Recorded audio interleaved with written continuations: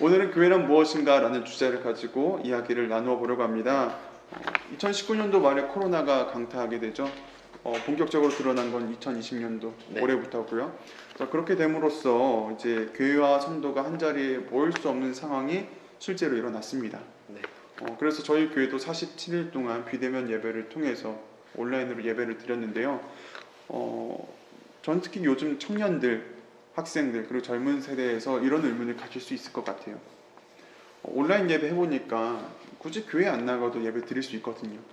교회 가지 않더라도 이건 신앙생활 할 수 있겠거든요. 그랬을 때 교회는 필요한가? 내가 교회에 갈 이유가 있을까? 충분히 이런 의문이 들 수 있을 것 같아요. 자, 그랬을 때 전도사님, 교회는 진짜로 필요할까요? 반드시 필요하죠. 왜 필요하죠? 자, 그 이야기를 오늘 한번 좀 다뤄보면서 본격적으로 좀 알아보도록 하겠습니다. 교회의 존재와 그 필요성을 논하는 것을 학자들은 교회론이라고 말해요. 우리는 교회론을 해석할 가장 명확하고 확실한 기준이 필요한데 그 기준이 무엇인가요?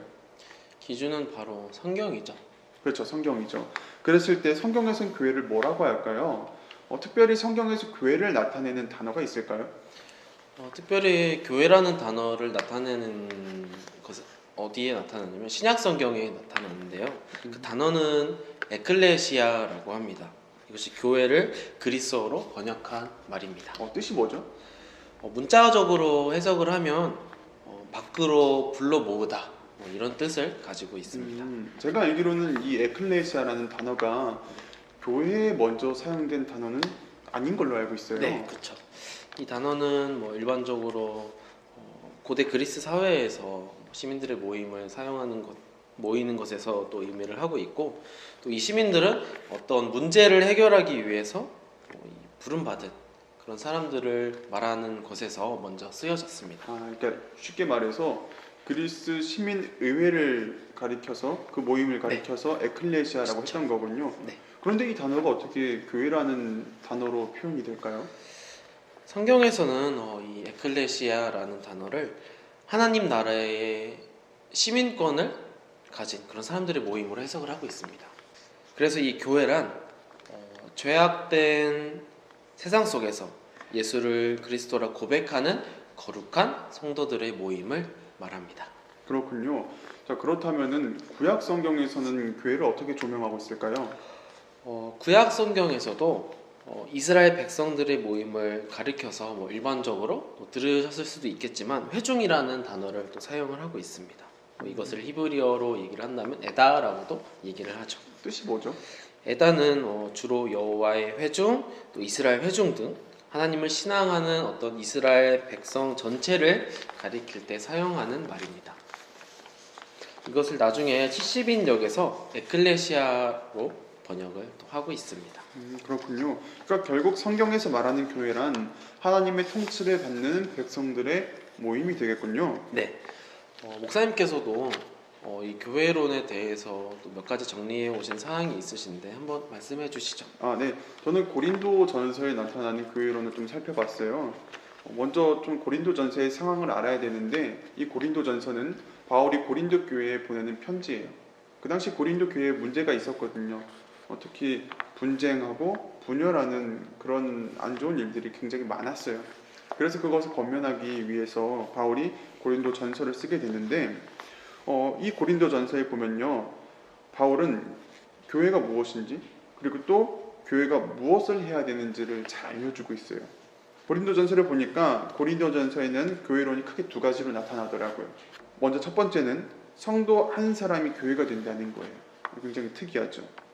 성도는 그리스도를 믿음으로써 약속의 선물을 하나 받아요. 뭔지 아시나요?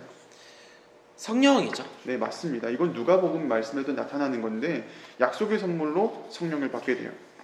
그리고 이 성령은 진리의 영이거든요.